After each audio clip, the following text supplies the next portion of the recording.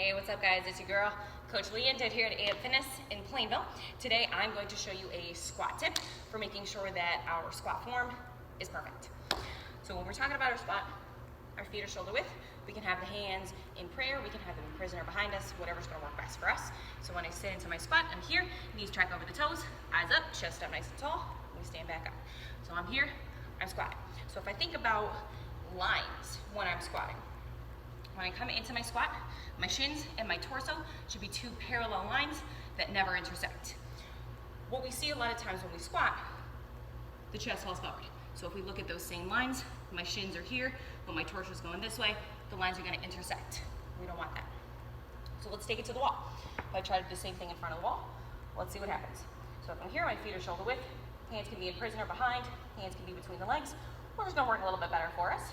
So I'm here, and I'm gonna sit into my squat, I'm gonna come back up. So this is forcing me to keep my chest up nice and tall, because if I don't, my face is gonna go into the wall. So those survival instincts are gonna kick in. I'm gonna say, okay, chest has to stay up, I gotta sit straight down, and then come back up, all right? So we can use this as a technique to force ourselves to come into that same position.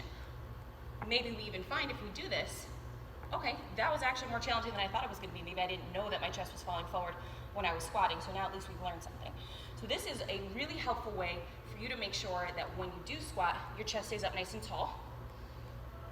And again, even if you didn't know that your chest was falling forward, this is still a good technique for you to use, because we can come back into it and say, okay, my chest was falling forward, I need to fix something. Now I feel how it's different, so now the next time I go back into my squat, I know what I need to change.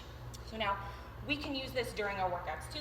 You know, if I'm loading it up, if I have the barbell behind me, if I have some dumbbells in the suitcase, if I have a kettlebell between my legs, I can still use this and stand in front of it and make sure that I'm still maintaining that good form, so that when I walk away from the wall, I'm not just guessing, I can feel it.